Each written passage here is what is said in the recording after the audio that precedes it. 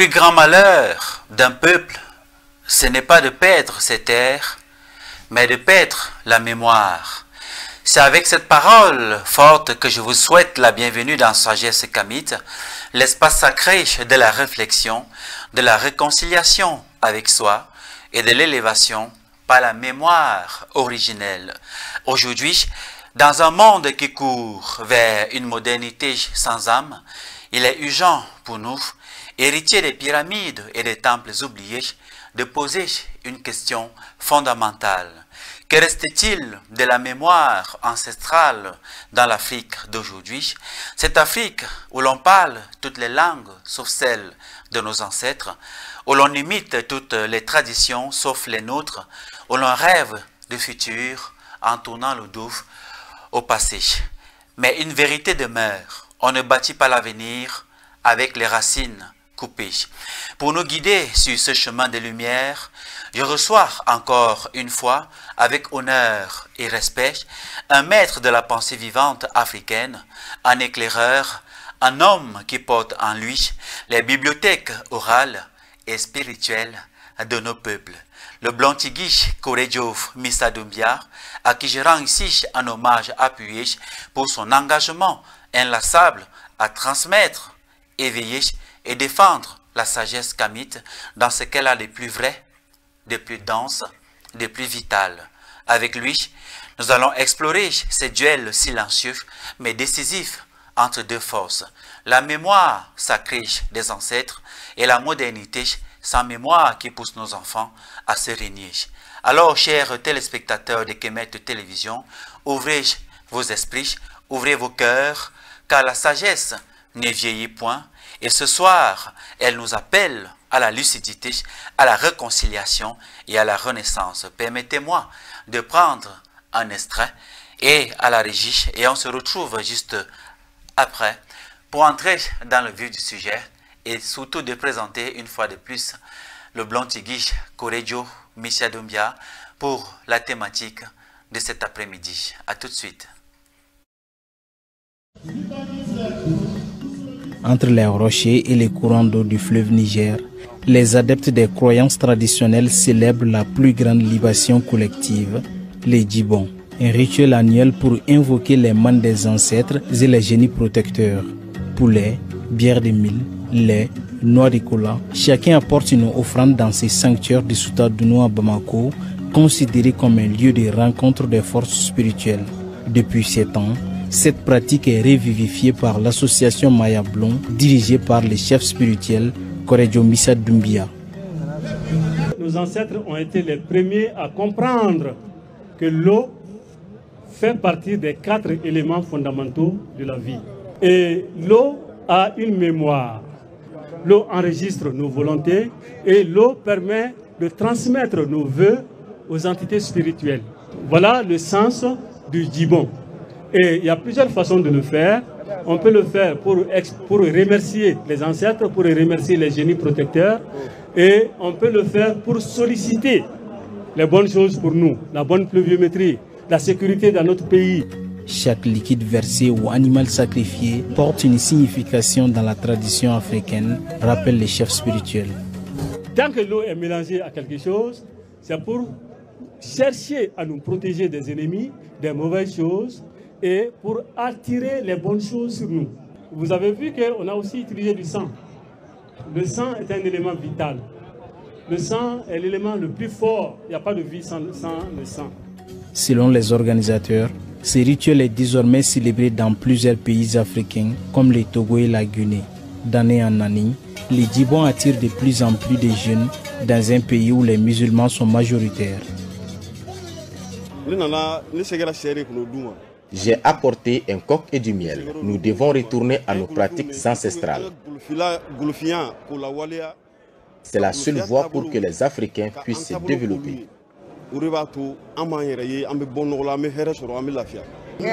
Je lance un appel aux jeunes, qu'ils se reconnectent à leurs racines. C'est une condition essentielle pour le salut du peuple africain. Tel est mon vœu.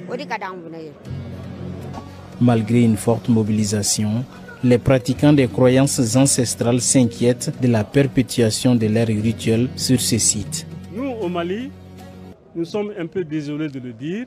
Vous voyez, même pour accéder à nos sanctuaires, c'est très difficile. Aujourd'hui, nous voyons des hommes en armes qui tentent d'interdire notre site sacré. Nous disons au gouvernement que ce site-là, il est très sacré. Les raisons de ces restrictions restent floues. Le gouvernement malien a pourtant déclaré 2025 l'année de la culture. À travers ces rites, les traditionalistes formulent leurs vœux avec la forte conviction qu'ils seront entendus. Les morts ne sont pas morts, ils sont dans l'eau qui coule, disait le poète Birago Job.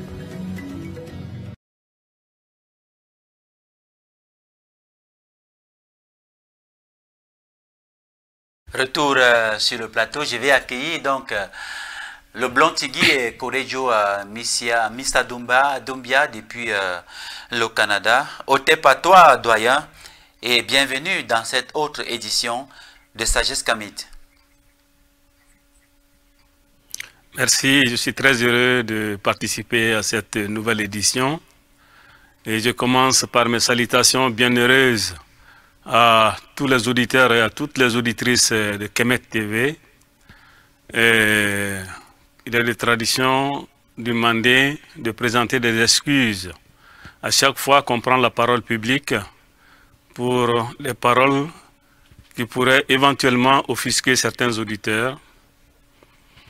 Et comme vous l'avez dit, je suis Korejo Mista Doumbia, le Blontigui du mouvement culturel Maya Blon, basé au Mali. Voilà, doyen. C'est un plaisir pour moi, comme tout. Voilà. D'accord.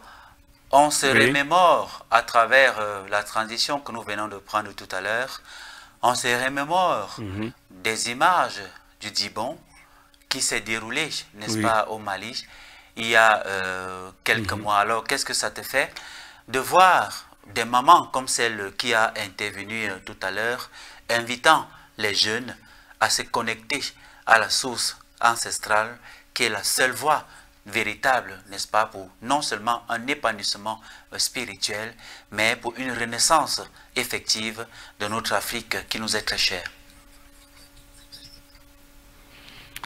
Le fait de revoir ces images, ça me donne un immense plaisir. Ça me donne beaucoup d'espoir parce que au moment où nous avons initié ça, il y a 7 ans, on ne pensait pas que ça allait atteindre cette ampleur. Aujourd'hui, c'est un culte, le Djibon, c'est un culte qui est mondialement connu. Et je vous remercie de nous avoir remémoré les bons moments du Djibon de cette année. Et il faut savoir qu'il y a eu pareil événement durant les 7 années passées. Bon, en dehors de ça, comme vous avez dit en introduction, vous avez fait une très belle introduction, merci. Merci. Mais permettez-moi de clarifier un peu certaines choses, parce que le thème annoncé, c'était l'Afrique moderne à l'épreuve de la mémoire ancestrale. Vous avez beaucoup insisté sur la mémoire ancestrale. Exactement. Bon, vous savez, comme je l'ai dit la dernière fois, quand on s'exprime dans la langue d'autrui, et surtout la langue française, qui est une langue très subtile, une langue extraordinaire pour qui sait extraire le subliminal conflictogène pris dans la construction syntaxique en apparence inoffensive. Alors, permettez-moi de reformuler un peu le thème et de préciser. Parce que quand on dit l'Afrique moderne face à l'épreuve de la mémoire ancestrale, c'est un peu vague, c'est vaste comme thème, mais ça veut dire quoi? Ça veut dire quoi? Il faut que nos auditeurs comprennent bien. L'Afrique d'aujourd'hui est en renaissance. Vous l'avez vu à travers les images que vous avez projetées du Djibon. L'Afrique est en voie de se reconnecter avec sa source. avec ses valeurs de civilisation. Et l'Afrique d'aujourd'hui est en voie de se reconnecter avec sa réalité sociologique. Je suis fier d'être un artisan de cette reconnexion et on est à la recherche de la vérité cachée de notre histoire. On est à la recherche de notre mémoire effacée, de notre mémoire perdue et qui a été enterrée sous le coup de butoir de la violence historique. Alors, notre mémoire brisée, notre mémoire enterrée sous les fracas de la littérature mensongère des religions et des récits mensongers des historiens qui sont pions de nos envahisseurs. Et il est évident que l'histoire enseignée n'est pas la vérité. Elle est la version des vainqueurs, comme toujours. Donc, nous, on est dans le processus de restauration de la personnalité africaine. On est dans le processus de restauration de la vérité historique et de l'état civil africain. Bon, je ne vais pas être long. Bref, on est en train de remettre sur pied tout ce qui a été renversé par la violence de l'histoire africaine. Et ça, c'est ça la Renaissance. Et c'est de ça qu'on doit parler dans cette émission pour que les auditeurs comprennent bien. Donc, on n'est pas à l'épreuve de la mémoire ancestrale parce que nous sommes, comme je l'ai dit, nous sommes les fondateurs de la pensée humaine juste. Bon, maintenant, nous avons subi des siècles de violence et de domination. Alors, ne nous mettons plus encore à l'épreuve. À l'épreuve de quoi? L'épreuve dans la langue française signifie des situations difficiles. Ça signifie la douleur, la souffrance. Et ça peut aussi signifier des tests, un examen. Bon, mais moi, quand j'ai lu le thème, j'ai compris dans le sens souffrance. Et cette épreuve, on n'a pas vu quelle épreuve nous-mêmes, on n'a pas vu, quelle épreuve on n'a pas vécu depuis 2000 ans de violence dans l'histoire africaine. Donc voilà, et nous allons parler de l'Afrique traditionnelle. Qu'est-ce qui a amené la rupture entre l'Afrique traditionnelle et l'Afrique d'aujourd'hui? Quelles sont les manifestations de cette rupture violente et les enjeux, les perspectives de la Renaissance. Donc voilà un peu résumé ce que je propose de vous en parler aujourd'hui. D'accord, doyen Korejo Missia Doumbia.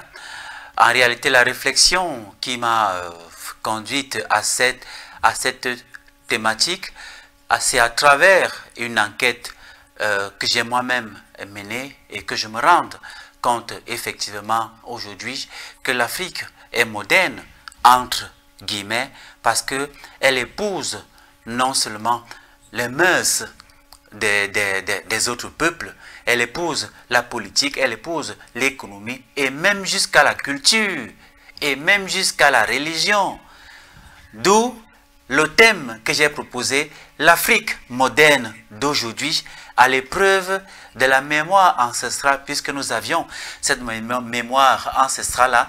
Mais je te fais confiance, doyen, et je suis preneur, n'est-ce pas, de cette rectification par rapport au sujet inscrit à la thématique de cet après-midi. Donc, Mais avant d'entrer dans le vif du sujet de cette thématique, justement, nous allons véritablement sortir avec le Djibon, avant d'entrer de plein pied dans la thématique.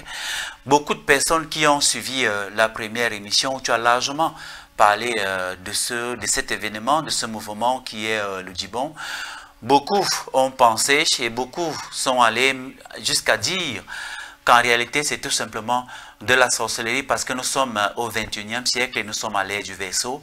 Point besoin aujourd'hui de faire le sacrifice des animaux. On n'en a plus besoin, c'est quelque chose de révolu. Et voir ça encore dans un mouvement, ça veut tout simplement dire que ça renvoie à la sorcellerie et ça n'a absolument rien concernant la spiritualité qui est la nôtre. Alors, qu'est-ce que tu réponds à ça, Korejo Misia Doumbia, pour sortir définitivement et entrer dans le vif du sujet de la thématique qui nous attend cet après-midi, cette fin d'après-midi? Bon, je ne suis pas étonné de ces réactions parce que moi-même, je subis souvent beaucoup d'attaques, et notamment de certains intellectuels du Cameroun et de l'Afrique centrale concernant ces trucs-là, quand ils parlent de sorcellerie. Ce n'est pas nouveau pour nous. Tout ce que je peux dire, c'est que eux qui parlent de sorcellerie, eux qui parlent de... Ils sont dans une guerre qui n'est pas la nôtre. Donc, notamment la guerre du syncrétisme. Parce que nous devons faire très, très attention. Dans la lutte que nous sommes en train de mener aujourd'hui, il y a beaucoup d'infiltration. Et certains sont en train de mettre dedans des concepts asiatiques, des concepts des sociétés secrètes euro-occidentales, qui ne sont pas des concepts africains. Si le sacrifice des animaux n'était pas une bonne chose, nos ancêtres n'allaient pas l'introduire dans leur culte. Ils ne l'ont pas fait par hasard. Et je ne crois pas que ceux qui tiennent des propos de ce genre, qu'ils soient plus intelligents que nos ancêtres. Je ne le crois pas. Et si davantage nous devrions porter des modifications, des changements dedans, alors commençons d'abord par la base, parce que nous sommes dans un processus de retour aux sources. Si on doit changer, tout évolue dans la vie. Si on doit changer, c'est nous-mêmes, Africains, qui devons voir nos cultes et s'asseoir, voir, tamiser comme des femmes qui tamisent le mil, ce qui est bon là-dedans, ce qui n'est pas bon là-dedans. On prend ce qui est bon, on laisse ce qui n'est pas bon. Mais ça demande un travail intellectuel à partir du moment où on est arrivé à nous asseoir sur la bonne base. Donc, là où on est aujourd'hui, on est sur la bonne base. Moi, je ne dénigre aucune école. Et vous savez, dans la révolution culturelle chinoise, Mao avait dit que 100 écoles rivalisent et que 100 fleurs s'épanouissent. Je répète que 100 écoles rivalisent et que 100 fleurs s'épanouissent. Ceux qui pensent que ce n'est pas bon, mais qu'ils continuent sur leur voie. Nous qui sommes sur la voie des ancêtres, nous allons continuer sur notre voie. Et maintenant, c'est au peuple africain de voir qui a raison et qui n'a pas raison. Donc voilà ce que je peux répondre par rapport à ces questions-là. Merci infiniment, doyen. Nous allons donc entrer dans le vif du sujet et nous allons faire autant que faire se peut, utiliser l'intitulé, n'est-ce pas, de la thématique, même si en réalité, c'est le contenu et le développement que tu vas apporter dans le cadre de cette émission qui sera très très très important pour tous ceux des abonnés, des téléspectateurs qui nous suivent dans le monde entier. Alors, je sais également que tu es un scientifique, Korejo Misia Doumbia, et l'exigence de la science voudrait justement qu'on définisse les concepts avant leur développement. C'est pourquoi, pour entrer dans le vif du sujet, je vais commencer par te poser la question. Qu'est-ce que la mémoire ancestrale dans la vision ou alors selon la vision kamite? Voilà, merci pour cette question et d'avoir évoqué le fait que je suis un scientifique. Parce que beaucoup me voient seulement un prêtre animiste, mais ce qu'ils oublient, c'est que moi, je ne vis pas de ça. Je suis un ingénieur électricien, doublé d'un master, d'un master spécialisé en informatique industrielle. Donc, j'ai suivi la formation dans les plus grandes écoles d'ingénieurs au monde. Alors, donc, parlant de science, je pense que je suis assez bien placé pour pouvoir mettre nos concepts dans un contexte scientifique. Exactement. Bon, vous avez dit de définir la mémoire ancestrale. Et je dirais, j'utiliserai un mot plus général qui s'appelle la tradition. Parce que moi, je me définis comme traditionnaliste, en plus de mes fonctions d'ingénieur, tout. Et je suis traditionnel. La tradition, c'est quoi? La tradition, c'est la mémoire ancestrale. C'est tout ce que nos ancêtres, durant leur existence, ont accumulé de bon. Et ils ont trouvé que telle chose est bonne, on va perpétuer ça. Telle chose est bonne, on va perpétuer ça. Donc tout ce qui était bon dans la réalité de la vie ont été acceptés et accumulés comme exigence de la vie. Et ces connaissances, ces bonnes choses, ces comportements stratifiés dans le temps, c'est ce que nous appelons la tradition. C'est ce que nous appelons la mémoire de nos ancêtres. Voilà toutes les bonnes choses que nos ancêtres ont découvertes avant nous, toutes les bonnes choses que nos ancêtres ont vécues, tous les bons comportements, tous les savoirs utiles à la vie humaine qui ont été stratifiés dans le temps, c'est ça qu'on appelle la tradition ou la mémoire de nos ancêtres. Bon, maintenant, les gens font la confusion avec la culture. J'ai même discuté avec des ministres de la culture en Afrique qui ne savent même pas c'est quoi la culture. La culture, c'est l'adaptation de la tradition au contexte du monde d'aujourd'hui, au contexte du monde moderne. On va reprendre ça. C'est ça la culture. La tradition? Oui. Pardon? On va reprendre ça. Tu as dit la tradition pour qu'on se comprenne très bien et tous ceux qui nous écoutent également.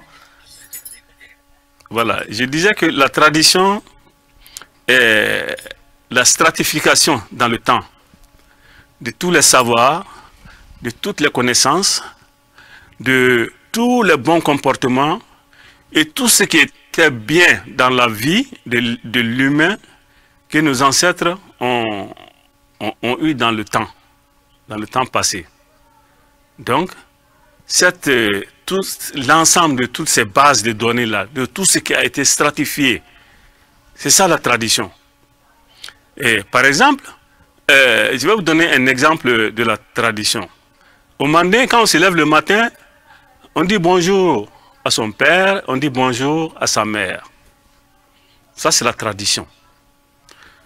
Bon, aller à la chasse, tuer des animaux, ça c'est la tradition. Pour nourrir sa famille. Bon, ensuite, j'ai dit que la culture, c'est l'évolution de la tradition. Contrairement à ce que beaucoup de gens pensent, la culture, c'est l'évolution de la tradition et l'adapter au contexte du monde moderne.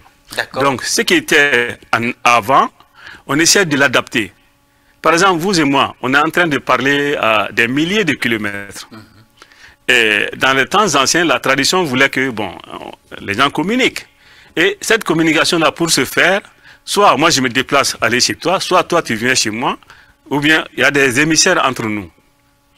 Aujourd'hui, la technologie a fait que moi je peux m'asseoir à Montréal, à Paris, à Washington, à Moscou, parler avec toi à Bamako, à Yaoundé ou à Douala. Donc cette évolution de la communication à partir de la communication physique et en utilisant les moyens virtuels, ça c'est une culture. J'ai parlé de la chasse. avant, quand nos ancêtres faisaient la chasse, ils ont commencé avec des bâtons. Ensuite, ils ont fait des flèches. Et quand on tuait des animaux avec les bâtons, les flèches, les animaux sont devenus plus malins. Ils ont commencé à courir plus vite. Alors, il fallait des outils plus performants. Et alors, ils ont créé le fusil. Donc, le fusil est plus performant que la flèche. Mais le but, c'est toujours la chasse, tuer les animaux. Donc, cette évolution de la flèche au fusil moderne, ça, c'est la culture. D'accord. Donc, voilà à peu près, grosso modo, la différence entre la tradition et la culture. Alors, c'est très important, la culture. D'accord. Oui. Permets-moi de te pousser un peu, doyen. Comment est-ce que ces anciens savaient que le bien est le bien et qu'il fallait le codifier pour son épanouissement dans son évolution et que le mal était le mal ou alors le mauvais était le mauvais et qu'il ne fallait forcément pas s'en accommoder parce qu'il pouvait nous apporter des entorses à notre évolution et à notre développement. Comment est-ce que ces anciens-là connaissaient ça avant de passer à la phase de codification? Bon, vous aviez dit quelque chose, vous avez déjà répondu à cette question dans votre introduction qui était magnifique, j'ai bien aimé votre introduction. Merci beaucoup. Vous savez, tous les scientifiques de bonne foi ont avoué que l'humanité a commencé en Afrique. Donc, les Africains sont les premiers êtres humains à avoir expérimenté les réalités de la vie. Et comment ils ont su que ça c'est bien, ça c'est pas bien? Vous savez, dans la tradition spirituelle africaine, le premier prophète, c'est ton père et ta mère. Exactement. Ça, c'est les premiers prophètes. Après, il y a les prophètes, la prophétie naturelle. La prophétie naturelle, c'est quoi? C'est quand tu as envie de manger, ben, personne ne dit à l'enfant, il faut sucer. Quand l'enfant vient au monde, personne ne lui apprend à sucer les seins de sa maman. Hein. C'est un instinct naturel qui vient. Donc, la faim, c'est un instinct naturel qui demande une réponse naturelle. Quand on a envie de dormir, c'est comme ça. Quand on a envie d'aller se soulager dans la toilette, c'est comme ça. Ce sont les deuxièmes prophètes. Et les troisièmes prophètes, ce sont les lois de la nature. Les lois de la nature, j'ai commencé à vous évoquer ça la dernière fois. Les lois de la nature, quand on est malade, on doit se soigner. Quand on a faim, on doit manger. Les lois de la nature, quand tu fais du mal à quelqu'un, si tu es vraiment un humain, tu ressens un sentiment de remords. Si vraiment tu as fait du mal à un innocent et que tu es un être humain, tu sens un sentiment de remords. Pire, nos ancêtres ont observé la réalité de la vie. Chez nous, au Mandé, il y a un concept qui s'appelle le nyama. Le nyama, ça veut dire, c'est ce que les religions ont plagié et ils ont appelé ça le péché. Chez nous, ça ne s'appelait pas le nyama, ça s'appelait nyama parce que quand tu fais du mal à quelque chose, ce mal se retourne contre toi par une force vengeresse que beaucoup de gens ne peuvent pas expliquer.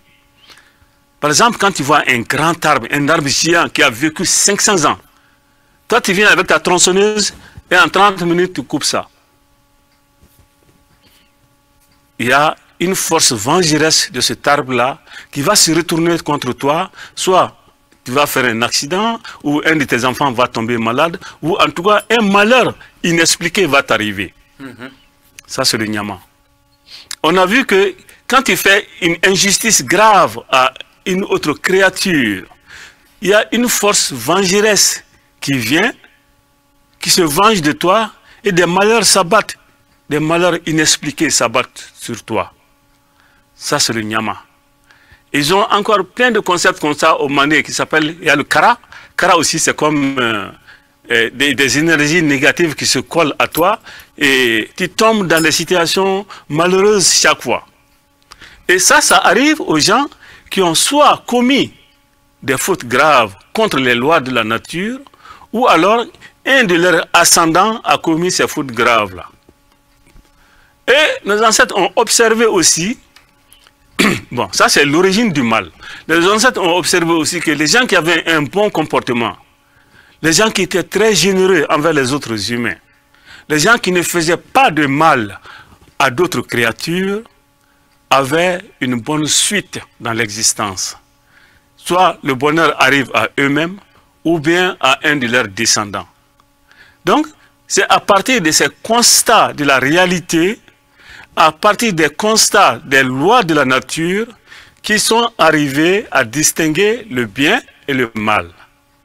Alors, quand ils ont distingué le bien et le mal, il fallait tout simplement classifier telle action sont des actes justes, telle action sont des actes négatifs. Et quand tu poses des actes justes, quand tu prononces des paroles justes, alors les bonnes choses, les bonnes énergies affluent vers toi. Quand tu poses des actes négatifs, des actes criminels, quand tu portes atteinte aux lois de la création, les énergies négatives affluent vers toi. Et voilà comment ils ont pu, par l'observation, distinguer le bien du mal. Et on a tout simplement mis ça dans les conventions, comme je l'ai dit, dans ce qu'on appelle la tradition ou la mémoire ancestrale. D'accord, doyen. Après avoir défini magistralement ce que c'est que la mémoire ancestrale, je vais te poser la question de savoir comment définir l'Afrique moderne. Je mets moderne entre guillemets parce que c'est un terme que tu n'aimes pas beaucoup. Tu aimes beaucoup plus l'Afrique traditionnelle. Mais on ne peut pas quand même se mentir aujourd'hui. Nous portons leur nom, nous parlons leur langue, nous utilisons leur monnaie, nous prions leur Dieu. Notre système éducatif est calqué sur le leur et pire encore, nos institutions également. C'est la raison pour laquelle je peux parler de modernisme parce que après tout ça, on considère que c'est le modernisme, encore que la notion de modernisme est relative en fonction du contexte de chaque peuple. C'est pourquoi je te pose donc la question, comment définir l'Afrique moderne et en quoi diffère-t-elle justement de l'Afrique ancestrale? Alors, vous avez évoqué là un point important, modernité. Vous savez, quand j'ai défini tradition et culture, donc les gens ont dû comprendre que la culture, c'est l'évolution de la tradition. Et la même chose, la modernité est la fille de la tradition. La modernité est la fille de la tradition. Bon, dans le cas de l'Afrique, je ne sais pas si on peut réellement parler de modernité. Je pense plutôt que suite aux envahissements, suite aux violences que nous avons subies, l'Africain d'aujourd'hui, moi je l'appelle l'Africain culturellement modifié. Tout comme on parle d'OGM pour les plantes, l'Africain d'aujourd'hui est un être culturellement modifié. Parce que nos ancêtres étaient des gens qui avaient une civilisation de l'être, l'être humain. Ils n'avaient pas développé ce concept de violence historique, ce concept de barbarie, comme d'autres peuples qui sont venus nous attaquer, qui sont des peuples foncièrement violents et dont toute la culture, toute la civilisation a été bâtie sur la violence. Et nous, notre civilisation avait été bâtie sur l'harmonie de la vie, comment pérenniser la vie. Et c'est pour ça que les barbares sont venus nous occuper, parce qu'on n'avait jamais imaginé qu'un être humain pouvait être aussi violent jusqu'à transgresser les lois de la nature. Bon, donc parler de l'Afrique moderne, c'est difficile. Parlons plutôt de l'Africain culturellement modifié. Et il a été modifié suite à plusieurs choses. Il y a eu une rupture de la transmission. Il y a une rupture de la transmission de la civilisation, il y a une rupture de transmission de la culture, ce qui fait que nous nous sommes retrouvés avec ce que vous avez dit, les langues des autres, la religion des autres, la politique des autres et tout le comportement des autres jusqu'à l'habillement, jusqu'à la façon de boire l'eau. Or, c'est dû à quoi? Vous savez, on a été d'abord envahi par les Arabes. Bon, avant ça, il y a eu l'invasion de l'Égypte antique, mais ça s'est fait il y a 2500 ans. Mais plus récemment, au 7e siècle, on a été envahi d'abord par les Arabes qui ont fait 100 ans de domination et qui ont poussé leur expansion jusqu'en Europe. Et c'est quand les Européens se sont réveillés, ils ont pris les armes pour les contrer, pour les stopper. Et ça, les Européens ont appelé ça les croisades. Et quand les Arabes ont été battus, ils se sont repliés sur l'Afrique et ils sont venus, j'ai expliqué ça la dernière fois, ils sont venus chez nous, d'abord à Ouagadougou. Et on leur a donné une place par gentillesse parce qu'on était un peuple qui acceptait tout le monde, un peuple ouvert et tolérant. Malheureusement pour nous, ils se sont retournés contre nous et ils ont corrompu l'élite autour du roi. Et ils ont fait un coup d'État en 1076 et depuis cette date-là, c'est l'expansion de l'islam en Afrique de l'Ouest. Et tous ceux qui n'étaient pas d'accord avec l'islam étaient castrés, envoyés en esclavage chez les Arabes. Et donc tous nos rois télaires du Mandela se sont convertis à l'islam. Ce n'était pas de bon gré, mais c'était par la force. Et depuis ce jour, ça a continué, l'arabisation a continué chez nous. Et jusque dans les années 80, tout près, quand ça a vraiment explosé, jusqu'à ce que nous tombions dans l'obscurantisme. Et les Arabes, avant de partir, les Arabes, parce que les Français, les Européens sont venus chasser les Arabes. Les Arabes, avant de partir, ils ont formé leur élite. L'élite arabe, moi j'appelle ça les Arabo-Woloso. Woloso, dans la langue mandé, ça veut dire que l'enfant illégitime de l'arabe. Et ce sont ces Arabo-Woloso-là qui sont en train de développer l'obscurantisme en Afrique de l'Ouest aujourd'hui. Ensuite, les Européens sont venus, ils ont chassé les Arabes au 19e siècle. Et eux aussi, ils ont commencé à fabriquer leur élite. Leur élite, et quand ils devraient partir, ils ont remis le pouvoir aux élites qu'ils ont formées. Et cette élite, je les appelle les Toubabou-Woloso. Toubabou-Woloso, c'est-à-dire l'enfant illégitime du blanc. Et ce sont ces Toubabou-Woloso-là, aujourd'hui, qui ont le pouvoir politique en Afrique. Ce sont ces Toubabou-Woloso-là qui, aujourd'hui, mènent l'Afrique à la ruine morale et matérielle. Donc, les Africains authentiques que nous sommes, qui avons été le premier et le plus authentique de l'Afrique, on est mis à l'écart. Donc, notre religion a été sabotée, mal vue, méprisée, calomniée, comme vous l'avez si bien dit dans l'introduction. Nous avons été dépossédés du pouvoir, parce que quand ils sont venus, ils ont enlevé nos chefs traditionnels. Et ils ont mis des traîtres à la place de nos chefs traditionnels. Et ce sont ces traîtres-là qui sont restés au pouvoir jusqu'à la fin de la colonisation. Et ça continue jusqu'à aujourd'hui. C'est pour ça, souvent, vous voyez dans mes publications, je dis qu'il faut rétablir la royauté africaine. Et quand je dis rétablir la royauté africaine, il s'agit de la vraie chefferie africaine. Pas les faux chefs fabriqués par les colons. Donc, l'Afrique que nous avons aujourd'hui, si on peut parler de modernité, disons plutôt l'Afrique modifiée et divisée en 3 groupes.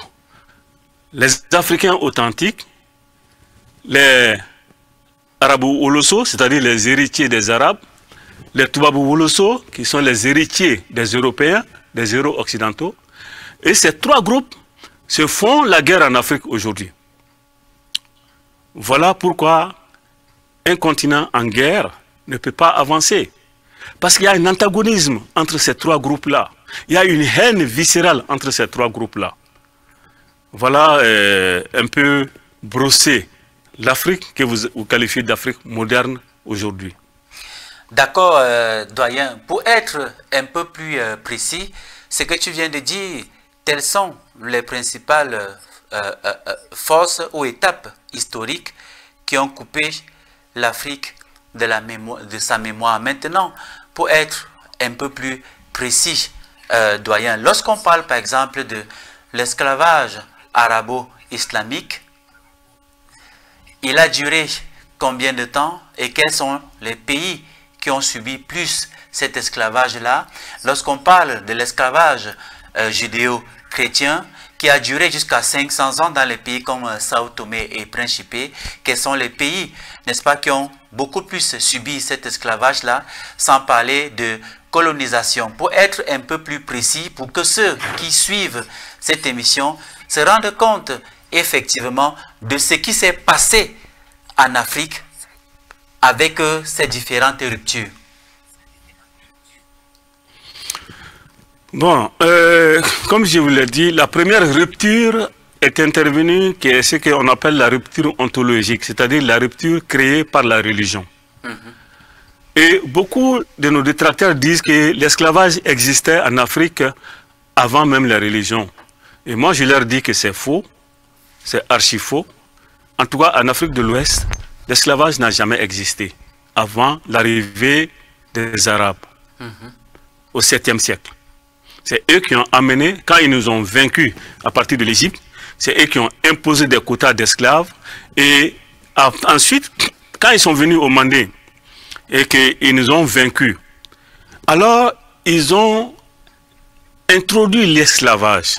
Ce qui existait chez nous, ça ne s'appelait pas esclavage, esclave. C'est-à-dire que c'est... il n'y avait pas d'esclaves.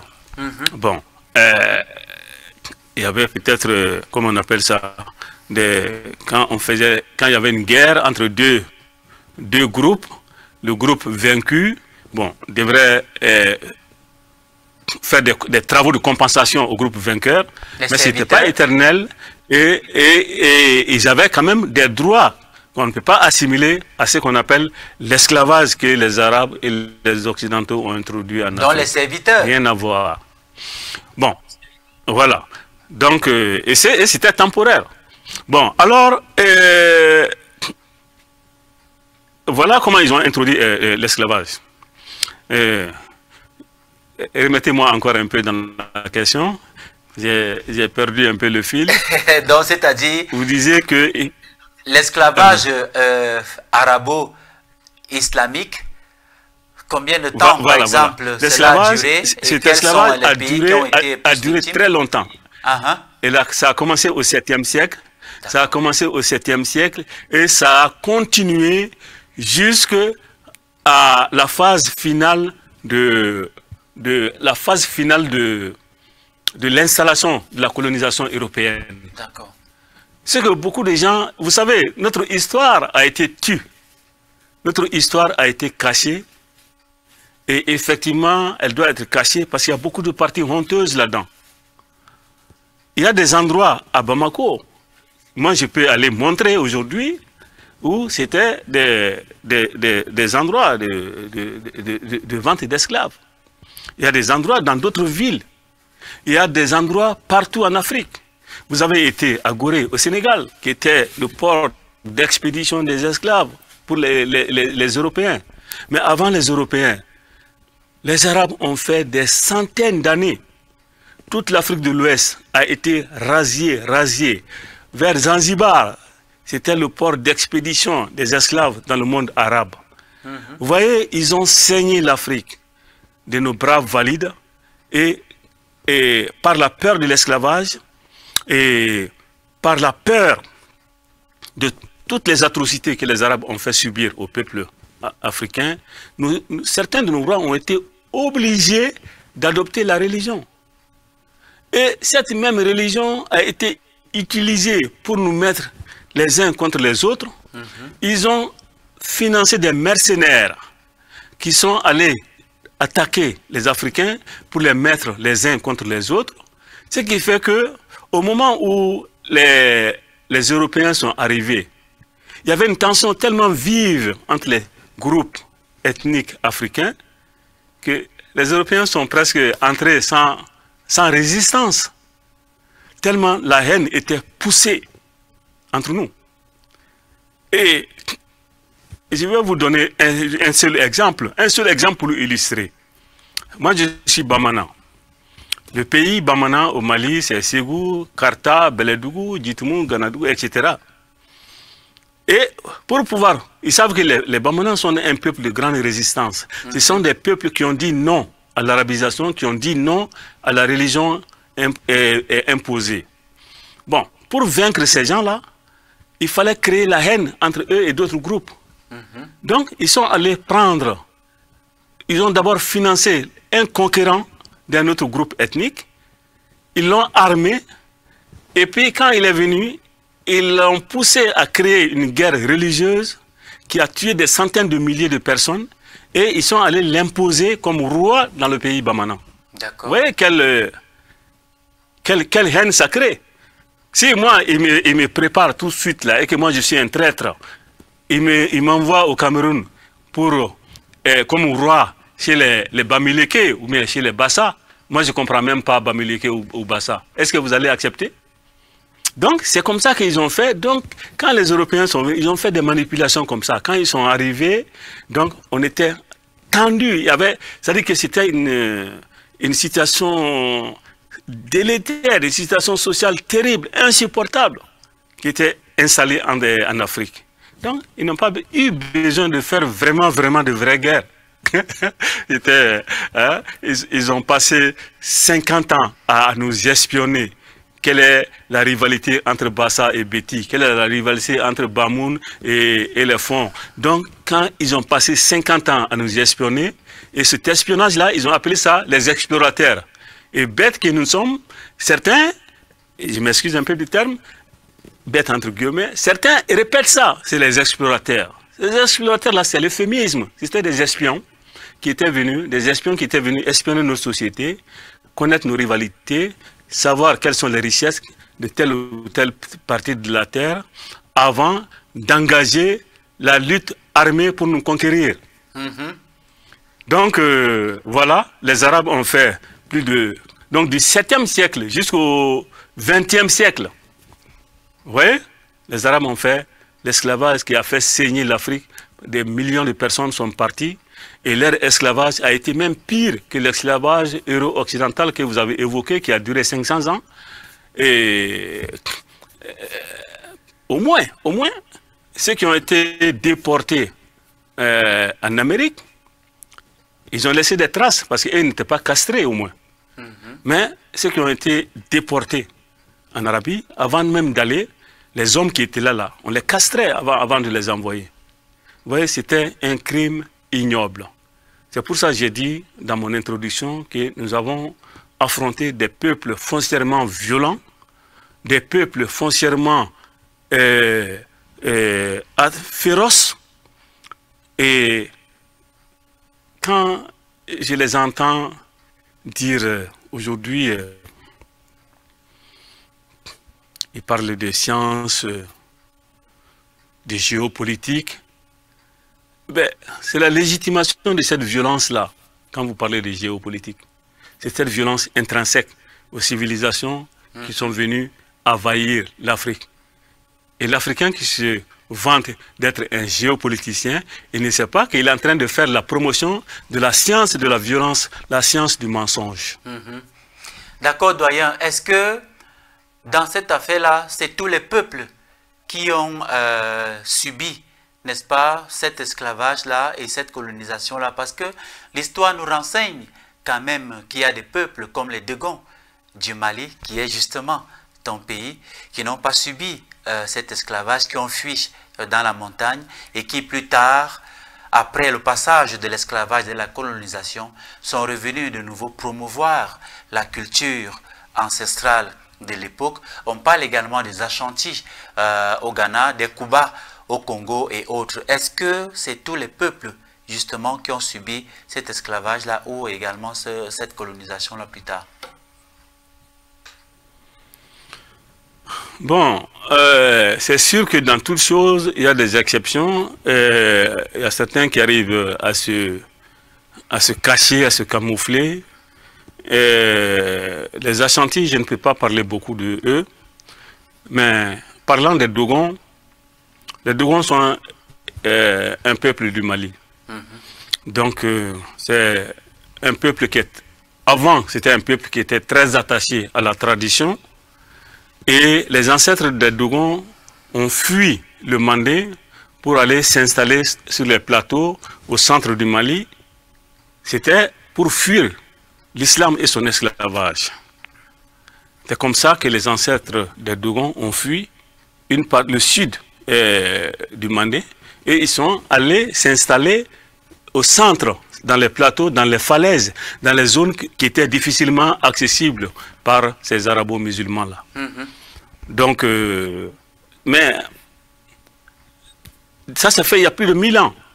Aujourd'hui, dites-vous que le peuple Dogon est contaminé, comme les autres, par la conquête spirituelle de l'Afrique. Et toute la tradition qui était conservée par ce peuple-là, ils ont infiltré justement en utilisant comme la colonisation a été précédée par 50 ans d'espionnage qu'ils ont appelé exploration, le peuple Dogon aussi a été infiltré par ce qu'ils appellent le tourisme au pays Dogon. D'accord. Donc, vous voyez, l'élite, aujourd'hui, les Dogons ne sont pas différents des autres peuples. Ils sont, en tout cas, beaucoup d'entre eux sont islamisés comme les autres Maliens. D'accord, doyen. Tu nous renseignes donc qu'entre la fin de l'esclavage, je mets fin ici entre guillemets, parce que l'esclavage jusqu'à aujourd'hui n'est pas véritablement fini, même s'il n'est plus visible physiquement, mais mentalement il existe encore. Donc, entre la fin de cet esclavage-là et le début de la colonisation, la marge de temps n'est pas importante. Beaucoup de temps n'est pas passé entre la fin de l'esclavage et le début de la colonisation. Oui, il n'y avait pas de temps presque important entre ces deux phénomènes parce que les esclavagistes eux-mêmes se sont rendus compte que ça devenait de plus en plus difficile de faire des razzias, de kidnapper des êtres humains, les attacher, les mettre dans les cales des bateaux et les amener comme du bétail en Europe et en Amérique. C'était difficile. Il y a eu beaucoup de résistance. Et à un moment donné, eux-mêmes se sont dit que, ah tiens, ça sera plus facile, puisque tout le but c'est économique. Vous voyez, tout le but c'est économique. Les humains quittent leur groupe pour aller dominer un autre groupe pour deux raisons. Raison économique ou raison de domination idéologique. Bon, l'esclavage avait un but économique. Donc ils se sont dit, ok, au lieu d'envoyer des bateaux, au lieu de faire les kidnappings qui étaient devenus dangereux, donc on va aller là-bas maintenant. Donc on va prendre les ressources, on va prendre gratuitement les ressources. Et c'est ainsi que, au lieu de faire la version sauvage de l'esclavage, ils sont venus pendant 50 ans espionner, ensuite pendant des décennies la conquête militaire, ensuite ils ont installé l'administration coloniale et c'est ainsi que tous les pays africains ont été colonisés. Et exactement par la même manière, par la même façon de procéder. Et je dois, entre guillemets, dire que nous avons aussi commis des fautes. Lesquelles? Parce que il y a beaucoup de nôtres qui ont trahi. Si quelqu'un quitte un continent et venir vous vaincre sur un autre continent, c'est que forcément, il y a eu des trahisons internes. C'est pour ça, les Bamanans du Mali disent que Subarate ta dinta sokono ni atéridoté. Ça veut dire que un sorcier ne va jamais manger un enfant dans une famille s'il n'a pas un ami dans cette famille-là.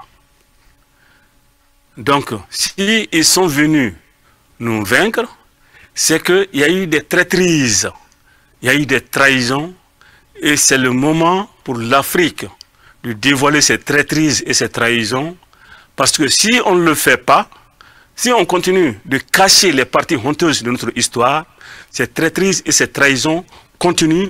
Aujourd'hui, 15 juillet 2025, ça continue encore. D'accord, doyen, mais quel était l'intérêt de cette trahison si on vante tant l'Afrique comme étant à cette époque très prospère et épanouie, et quand lorsqu'on est prospère et épanoui, on n'a forcément pas besoin de trahir parce qu'on a tout ce dont on a besoin justement pour son épanouissement. Alors quel était donc l'intérêt de trahir pour ceux qui l'ont fait? Bon, vous savez, dans toute société humaine, dans tout pays, il n'y a jamais de prospérité à 100%. D'accord. Prenez les grands peuples d'aujourd'hui, prenez la Russie, prenez la Chine, prenez les États-Unis. Voilà les grands pays du monde d'aujourd'hui. Et on peut dire que c'est la prospérité là-bas. Est-ce que tout le monde est content là-bas? Pas du tout. Non. Il y a des pauvres, il y a des gens qui dorment dehors. Donc, dans toute société humaine, il y a forcément des gens d'en haut et il y a des gens d'en bas. Et ce que le colon est arrivé à faire, c'est de venir d'abord avec la religion enlever notre âme, tout ce qui faisait notre puissance, enlever ça. Et quand tu enlèves ça, cette notion de dédication, de dignité dans l'humain, et il devient un être vil. Et ayant créé, comme je l'ai dit la dernière fois, les religions ont amené l'individualisme, ils ont amené la peur, ils ont amené l'égoïsme dans le cœur de l'Africain. Et donc, les gens qui ont trahi là, quand tu regardes très bien, tu trouveras que forcément, ce sont des gens issus des parents qui ont adhéré aux religions étrangères. Donc, quand les colons sont arrivés, ils ont utilisé leur frustration. C'est eux qui ont engagé d'abord. C'est eux qui ont été les premiers élèves de leur école. Et quand ils ont fini, c'est à eux qu'ils ont donné le pouvoir. Et c'était comme une vengeance sociale. Donc, ils ont renversé la pyramide. Donc, ceux qui étaient en bas se sont retrouvés en haut de la société. Et c'est cette société pervertie que nous vivons aujourd'hui en Afrique, même en 2025. D'accord, doyen. La mémoire ancestrale a-t-elle complètement disparu ou existe-t-elle encore aujourd'hui dans certaines pratiques? Je vais prendre l'exemple du Djibon que tu organises toutes les années. Toi-même, tu l'as dit, l'Afrique est en train de se reconstruire. Est-ce que dans le Djibon, par exemple, la mémoire ancestrale est perceptible? Est-ce que tous ceux qui participent au Djibon ne font-ils pas simplement du suivisme? Ou alors viennent-ils véritablement parce qu'il y a une mémoire ancestrale dans cet événement qu'il faut davantage promouvoir pour l'épanouissement de cette Afrique? Bon, je dirais que le Djibon, c'est l'essence même de la mémoire ancestrale. Voilà. Le Djibon, c'est l'ADN de la mémoire ancestrale. La mémoire ancestrale n'a pas disparu. La mémoire ancestrale a été un repli stratégique, comme les militaires aiment utiliser ce terme-là, a été un repli stratégique face aux violences. Mais la mémoire a été ensevelie dans les fracas de la violence. Mais ça ne veut pas dire qu'elle a complètement disparu. elle a été effacée dans la tête de beaucoup de gens, de beaucoup de nouvelles générations, la mémoire a été effacée. Mais l'Afrique regorge encore des anciennes générations. L'Afrique regorge encore des Africains authentiques. Et moi, je peux vous le dire, hein, comme je l'ai dit, moi j'ai fait des études supérieures en Europe, partout, dans le monde. Hein, en Europe, en Amérique, tout. Mais je suis un des rares universitaires qui sont allés à la source, au village. Quand vous voyez mes publications, souvent vous n'allez pas me reconnaître. Les gens disent, mais comment tu peux avoir fait des études d'ingénieur et se retrouver en brousse comme ça? Parce qu'ils n'ont rien compris. Nous devons aller à la source. À la source, connaître véritablement notre tradition, notre culture, et en faire un objet de science. Ce n'est pas en copiant les autres que l'Afrique va s'en sortir. Aujourd'hui, moi je suis en Amérique, je vois l'intelligence artificielle. Le professeur d'école d'Afrique là qui va s'asseoir, moi je vais concurrencer les Américains en intelligence artificielle, il se trompe. Mais si je dis, l'Afrique a des techniques, l'Afrique a la suprascience, c'est-à-dire la science qui dépasse la science rationnelle occidentale. Et si on se mettait à valoriser cette science-là, à tirer les éléments scientifiques là-dedans et expliquer à nos ancêtres et à nos enfants, c'est quoi? Ils vont comprendre. Et un des malheurs de l'Afrique qui a causé la rupture, justement, vous êtes arrivé à ce point-là, c'est parce que la distribution de la connaissance chez nous a été trop cloisonnée. Ça a été trop élitiste. Donc, comme certains devraient vivre de cette science-là, ils ont tellement mystifié les choses que la connaissance n'était pas à la disposition de tout le monde. Et quand les envahisseurs sont venus, ces connaisseurs-là, c'est eux qu'ils ont éliminés d'abord. Voyez-vous? Donc, quand ils ont éliminé, il ne fallait plus exposer la connaissance. C'est pour ça que la connaissance africaine s'est mise en repli stratégique. Elle a été enfouie dans les décombres du mensonge. Donc, mais quand tu coupes un arbre, la racine est toujours sous la terre et il suffit que les conditions favorables viennent pour que l'arbre pousse de nouveau. Nous pensons que c'est le moment pour notre racine culturelle qui est enfouie dans les décombres des violences de l'histoire, de pouvoir repousser à nouveau et de pouvoir être la lumière pour l'humanité. Moi, je me suis beaucoup promené dans le monde. J'ai été en Asie, j'ai été en Europe, j'ai été en Amérique, je suis né, grandi en Afrique. Donc, moi, je peux faire la comparaison. Je suis habilité à faire la comparaison. Justement, doyen, nous avons tu fais la meilleure civilisation humaine. Justement, tu fais une affirmation lourde de sens, selon laquelle la science africaine dépasse largement la science rationnelle de l'Occident. C'est très fort ça, doyen. Oui, ça étonne les gens qui ne connaissent pas. Et je peux illustrer avec des exemples. Et comme nous avons dit, après 2000 ans d'envahissement, nous n'avons plus développé notre science. Le développement de la science s'est arrêté en Afrique depuis l'Antiquité. Il n'y a plus eu de recherche. Toutes les formules magiques que nous avons aujourd'hui, toutes les recettes des opérations mystiques que nous avons aujourd'hui datent depuis l'Antiquité ou avant. Après, il n'y a plus eu de recherche. Parce que l'Africain se cherchait. Parce que l'Africain a été, comment on appelle ça, enlevé du devant de la scène. Bon, la science rationnelle est arrivée à un butoir.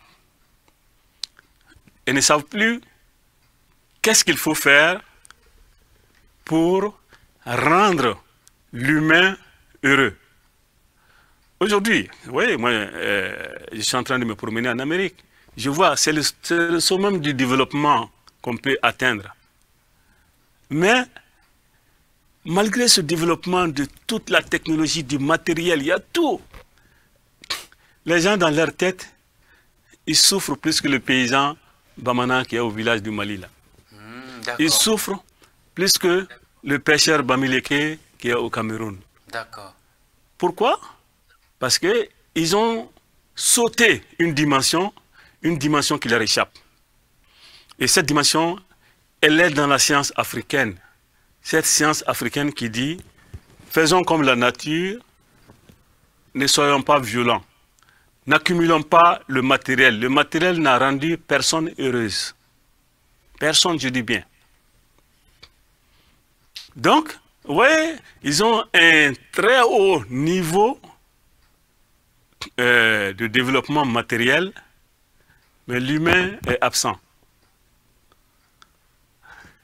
Ceux qui pensent qu'il n'y a pas de science en Afrique, c'est parce que l'Afrique est aujourd'hui dirigée par des gens qui n'ont aucune connaissance de l'Afrique, qui n'ont jamais voulu mettre les moyens pour développer la science africaine.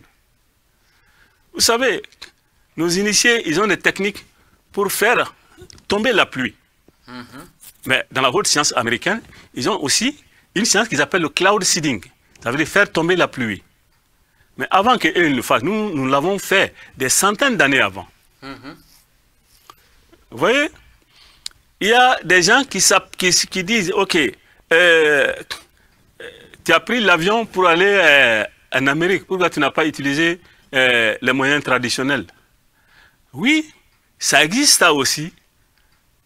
Moi, je peux le témoigner, j'ai vu, j'ai échangé avec un vieux qui a fait le pari. On était dans un village à 80 km de Bamako. Il m'a dit, prends ta voiture, moi je suis en voiture. Et moi je vais à pied. Moi je vais à pied. Et on verra qui d'entre nous va arriver à Bamako en premier. Moi j'ai pris ma voiture, je roulais à 80, 70, 80 km à l'heure. Lui qui a pris la route devant moi à pied, quand je suis arrivé à Bamako, je l'ai trouvé là-bas et avec sourire, il m'a reçu. Il dit, mais qu'est-ce que tu as utilisé? Il m'a dit, il a utilisé une technique de téléportation. Et oui, il faut qu'on parle maintenant de nos sciences, de nos techniques. L'Africain avait cette technique-là de pouvoir se téléporter. Ça, c'est la suprascience. Les mathématiques, là, ne vont pas te démontrer ça. La physique ne va pas te démontrer ça. À part la haute physique, qu'on appelle la physique quantique, mais la physique ordinaire ne va pas montrer ça. Mais quel est aujourd'hui le seul pays en Afrique qui a créé un laboratoire pour développer ne serait-ce que ces sciences-là, ne serait-ce que pour vérifier ces sciences-là? Il n'y en a pas un seul. Et moi-même, je peux vous donner plusieurs exemples. J'ai même élaboré 3 fois des projets que j'ai soumis à des ministères. Ils n'ont même pas considéré ces projets-là. Ils ont dit que c'est la sorcellerie, comme vous avez bien utilisé le terme avant. Mais la sorcellerie, tout ce qu'on ne comprend pas est qualifié de sorcellerie. Vous voyez, le Wi-Fi que nous utilisons là, avant que les Blancs nous donnent une explication, si on pouvait dire que bon, 2 appareils peuvent communiquer sans fil, on allait dire que c'est la sorcellerie. Alors, si eux, ils ont développé leur sorcellerie, pourquoi nous, on ne développerait pas notre propre sorcellerie? Que juste répéter, recopier les autres, recopier les autres. Et on va se bombarder, on a un doctorat, on a un machin, mais un docteur qui ne sait même pas fabriquer une simple potion pour guérir le paludisme n'est pas un docteur. Pourtant, tu prends un traditionnaliste, un praticien chez nous, il sait guérir le palu, il sait guérir les teignes, il sait guérir une infinité de maladies. Et pas seulement il diagnostique, il produit également les médicaments pour guérir ces maladies-là. Et nous, nos docteurs, ils font quoi? Juste vendre les produits des autres, juste remplir les papiers avec les produits des autres. ce n'est pas de docteur. Alors, intéressons-nous à ce que nous sommes. Intéressons-nous à notre science. L'Afrique est vaste, l'Afrique est très riche. Vous, vous êtes au Cameroun, vous avez vos sciences là-bas. Vos ancêtres ont élaboré des sciences. Mais vous laissez ça, ben, vous allez passer des années, 15 ans, 20 ans à étudier la science des autres, dans la langue des autres, et vous ne comprenez rien. C'est pour ça qu'on ne peut rien produire. Alors, devenons ce que nous sommes, et voilà la seule voie pour l'Afrique de pouvoir s'en sortir. D'accord, doyen. Pourquoi voit-on chez certains Africains une modernité extérieure, mais un attachement intérieur à la tradition? La modernité est-elle intrinsèquement liée à la tradition? Peut-on être à la fois moderne et traditionnel, ou il faut complètement dissocier les deux notions? Bon, comme je l'ai dit, il ne faut pas confondre ceux qui ne s'assument pas avec modernité et tradition. Je l'ai dit, la modernité ne s'oppose pas à la tradition. La modernité est la fille de la tradition. Ce qui est mauvais, c'est le fait de ne pas s'assumer. Le fait de ne pas s'assumer, et ça, il y en a beaucoup malheureusement parmi nos frères et sœurs. Et quand tu les vois, ils sont de bons musulmans, en boubou, chécha.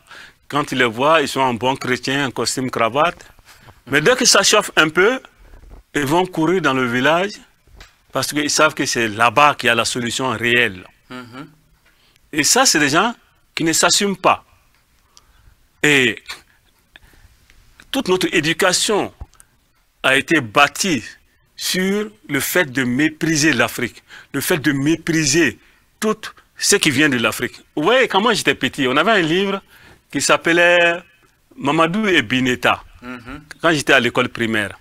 On a appris la lecture dans ce petit livre-là. Mais aujourd'hui, quand je lis ce livre-là, ça me fait rire. Parce que dans ce livre-là, tout ce qui est africain est dénigré. Ok? On dit, oui, la case de son grand-père est en banco, en toit de chaume. Et l'école, c'est décrit, l'école c'est un joli bâtiment en tuiles, avec la peinture. Donc, tout ce qui vient du blanc est magnifié et rendu joli. Tout ce qui vient de l'Afrique est dénigré et calomnié. Donc, voyez-vous, nous avons grandi dans cet environnement-là. Et moi, je suis un des rares qui a pu s'extraire de ça là.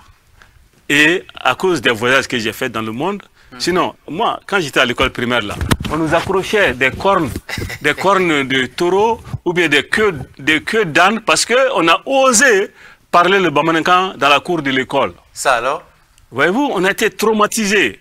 Donc, c'est un complexe qui est dû au traumatisme que nous avons subi durant toute l'enfance. Il faudra que les systèmes éducatifs africains prennent conscience de cet état-là et essayent de soigner le traumatisme que nous avons subi. D'accord, doyen. Venons-en aux conséquences les plus profondes, justement. Alors, quelles conséquences spirituelles, sociales ou même identitaires du rejet de la mémoire ancestrale? Rejeter la mémoire ancestrale a de très nombreuses conséquences. La première conséquence, elle est tout à fait visible.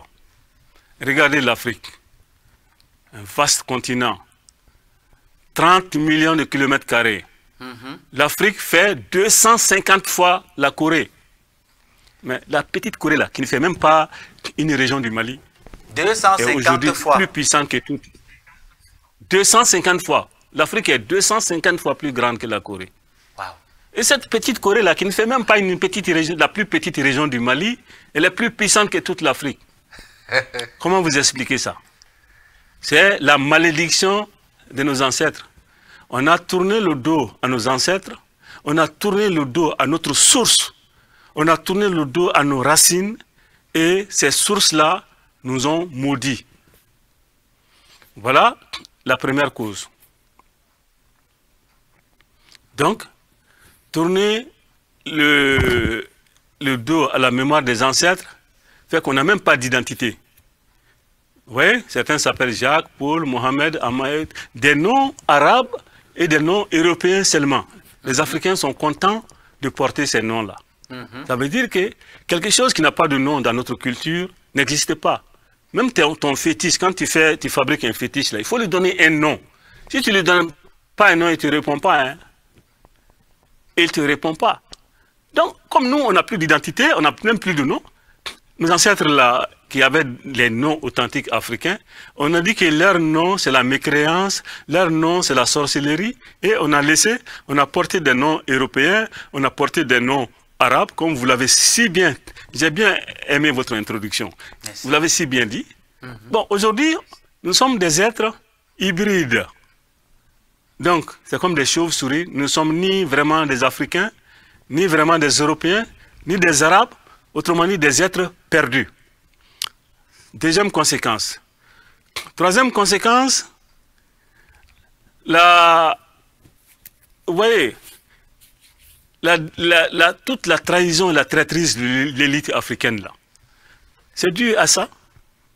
Vous voyez, l'Afrique est le seul continent aujourd'hui où l'élite est prête à trahir son peuple pour un autre peuple, juste pour avoir un petit poste dans l'administration, juste pour avoir quelques petits fonds ici et là. Oui, c'est invisible chez d'autres peuples. Prenez un autre exemple, j'ai cité la Corée, prenez l'exemple de l'Iran. Voyez-vous comment l'Iran s'est défendu tout récemment? Et quand les attaques proviennent chez nous, qu'est-ce qu'ils font? Ils appellent les gens, allez-y faire la prière à la mosquée, allez-y faire la prière à l'église. Mais quel peuple c'est? Vous voyez? Donc, tourner le dos à la mémoire des ancêtres, ça nous a amené à être des êtres poltrons, des êtres qui n'ont plus le courage de se battre. Donc, on devient le marchepied de l'humanité, tout le monde peut venir faire n'importe quoi chez nous, et c'est vraiment très triste. Donc, le seul message que je peux vous dire, retournons à nous-mêmes.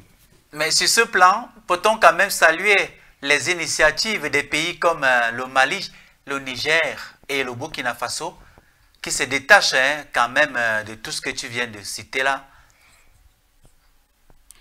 Oui, il faut saluer les initiatives de ces pays.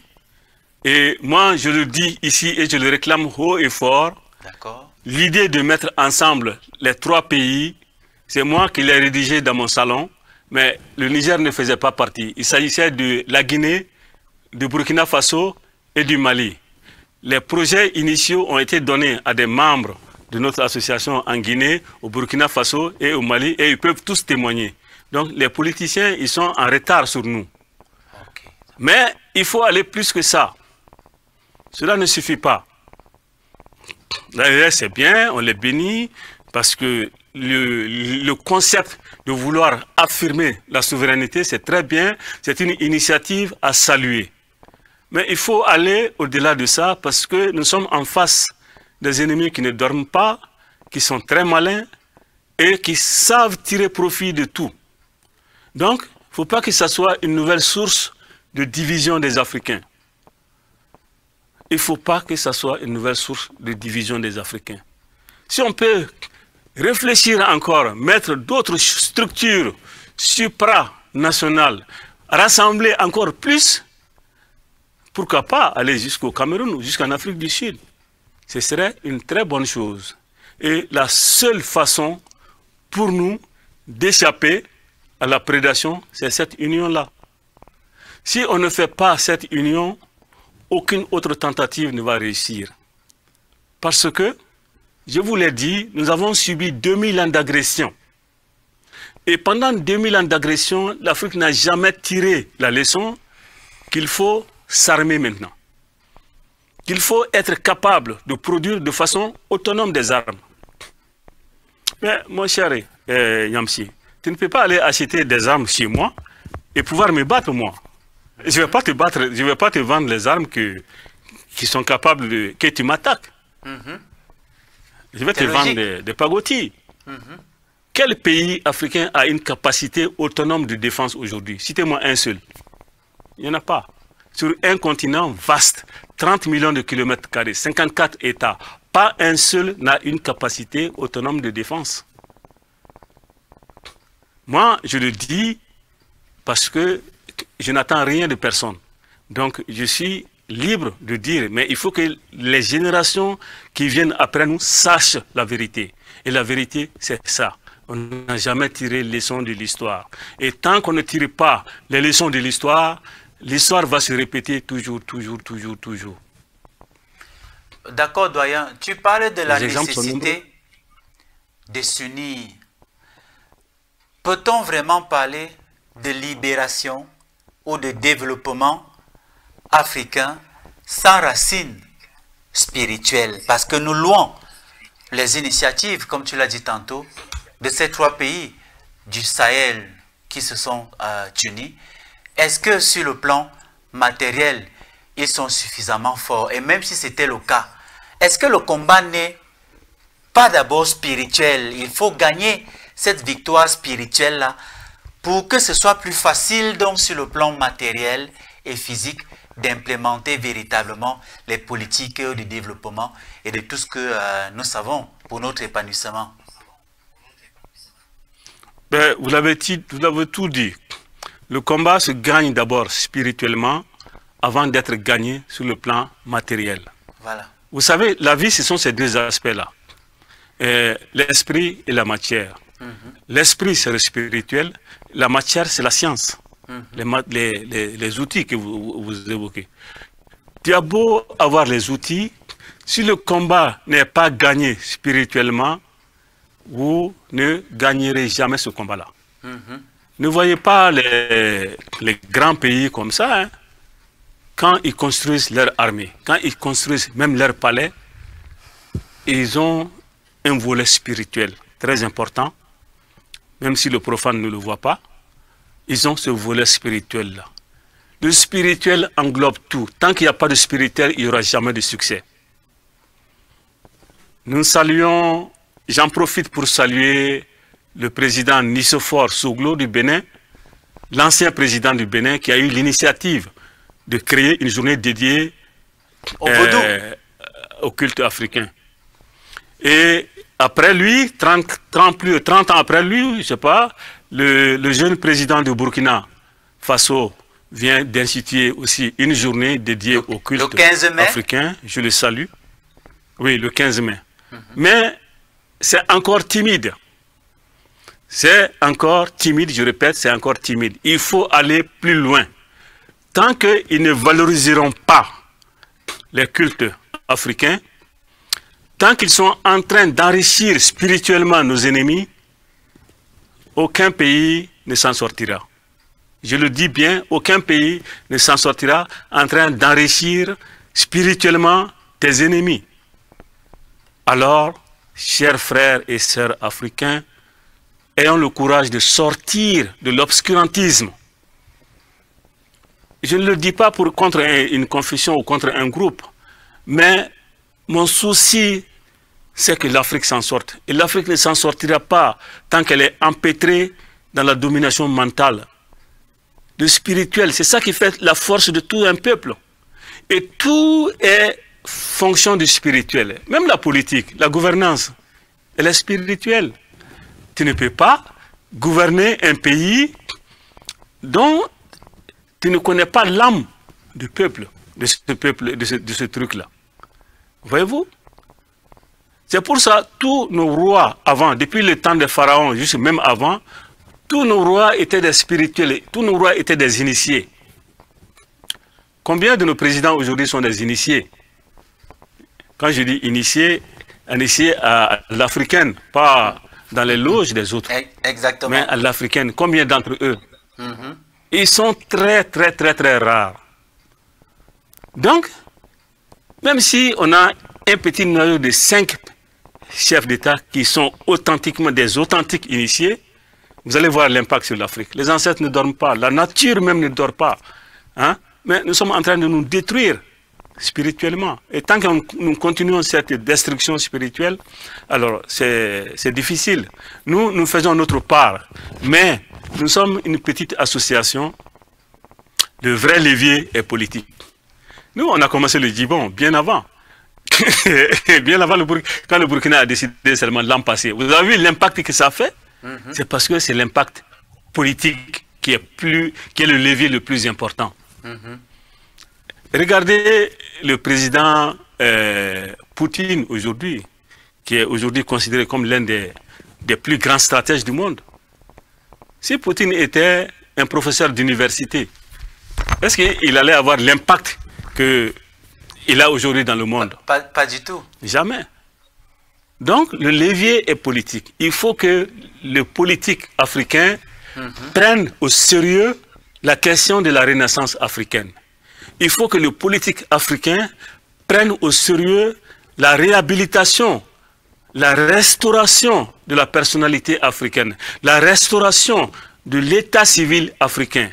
S'il ne prend pas ça au sérieux, alors nous arriverons à la conclusion qu'il n'est pas au service de l'Afrique. Voilà, doyen, le 10 juin pour la célébration du vaudou, le 15 mai pour la célébration de la mémoire ancestrale et bientôt également le 1er juin sera inscrit dans l'histoire comme jour de célébration du Djibon. Perspective de renaissance, attendez, permettez-moi de corriger un tout petit peu. Au Bénin, c'est le 10 janvier, c'est pas le 10 juin, c'est le 10 janvier. Oui. Au Burkina, c'est le 15 mai. Mais le Djibon, il n'y a pas une date fixe, c'est le premier dimanche de juin. Le premier dimanche de juin, ça peut être le 1er, ça peut être le 8, ça peut être le 7, ça peut être n'importe quel chiffre. Mais le premier dimanche de juin, premier dimanche du mois de juin, c'est ça le Djibon. Et nous souhaitons qu'il soit inscrit dans les annales de la restauration spirituelle de l'Afrique. D'accord, nous nous acheminons inexorablement vers la fin de cette émission. Doyen, des dernières questions encore pour sortir. Alors, comment reconnecter les jeunes Africains à leur héritage sans justement tomber dans la folklorisation?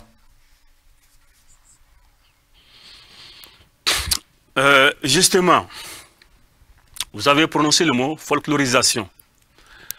La folklorisation est très dangereuse parce que il faut comprendre que la culture ou bien la tradition, en tout cas chez nous au Mandé, la culture, la tradition a 10 volets.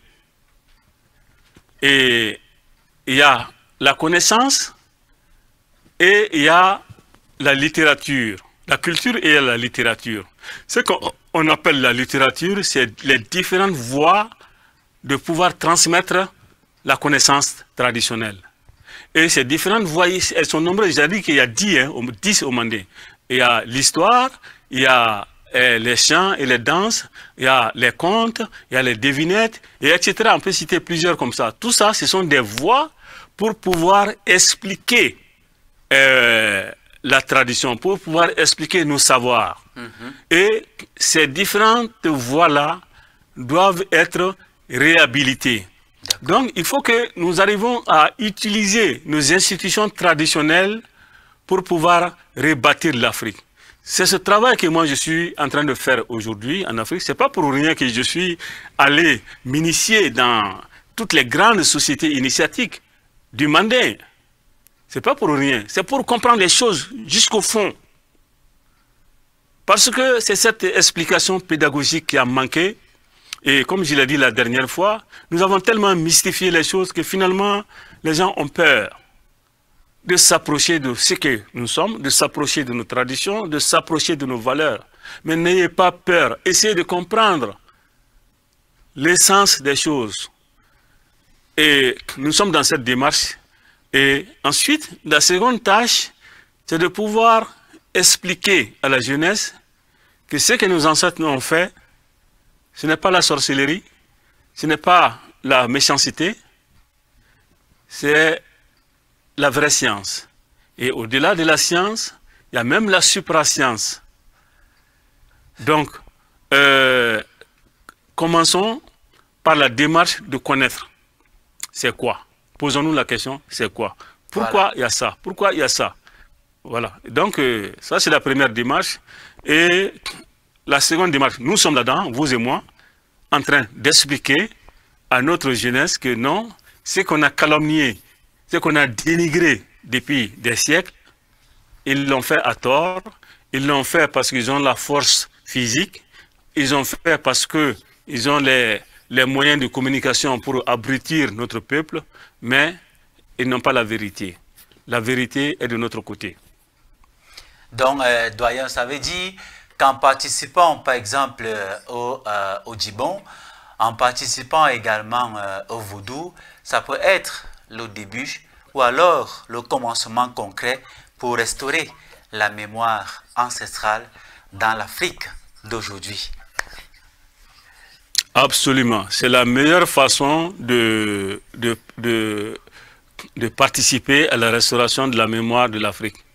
Et je peux vous le témoigner. Au début, quand on a fait le Djibon, certains sont venus juste par curiosité, parce qu'ils hésitaient, n'avaient pas compris. Bon, ceux qui venaient par curiosité, aujourd'hui, ils ont vu la pertinence du Djibon et ils sont devenus des vrais adeptes de la chose maintenant. Ils ont compris que tout ce qu'on leur a raconté par rapport au Djibon, que c'était des mensonges, c'était des dénigrements non fondés.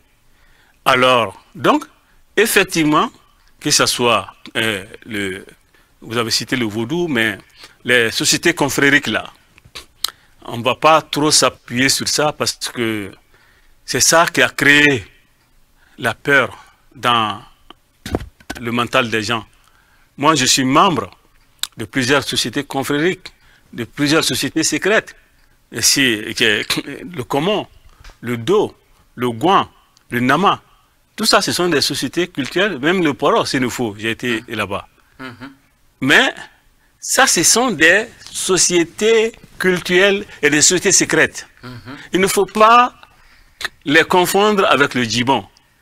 Tous les membres de ces sociétés-là font le Djibon. Ce qui est commun à toutes les sociétés, ce qui est commun, même quelqu'un qui n'est même pas dans aucune société culturelle et secrète, il fait le Djibon.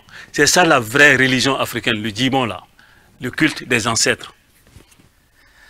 On n'a pas besoin d'initiation pour ça. D'accord, doyen, vraiment, infiniment merci. Je suis très content et je suis également très ému. J'espère véritablement que nos téléspectateurs et nos milliers d'abonnés sont servis une fois de plus grâce à cette connaissance diffusée dans le cadre de cette émission par le Blantigui Korejo Messia Doumbia. Alors, doyen, peut-être la semaine prochaine, je souhaite vivement qu'on aborde la thématique sur le principe de la réincarnation, qui est un sujet pratiquement tabou aujourd'hui, parce que beaucoup de personnes posent des questions par rapport à cette thématique-là. C'est quoi la réincarnation? Comment se réincarne-t-on? Peut-on se réincarner dans une autre famille? Peut-on se réincarner en animal, en arbre, ainsi de suite? Donc, je souhaite vivement que la semaine prochaine, nous parlons du principe de la réincarnation. Et je souhaite également, pour sortir parfois de la théorie et faire la pratique, qu'au début de la prochaine émission, que le doyen Korejo Messia Doumbia fasse une libation en direct en début d'émission avant d'entrer dans le vif du sujet. Je ne sais pas si ça te convient, doyen. Oui, il n'y a aucun souci. Je le fais toujours au début de mes lives. Et je vais conclure par d'abord vous saluer très sincèrement. Merci. Et remercier Kemet TV et tous les auditeurs de Kemet TV. Et je formule des bénédictions pour vous. Merci beaucoup. Parce que rares sont les chaînes qui se focalisent sur la sagesse africaine. Rares sont les chaînes qui se focalisent sur la connaissance de la tradition africaine ou de la mémoire de nos ancêtres.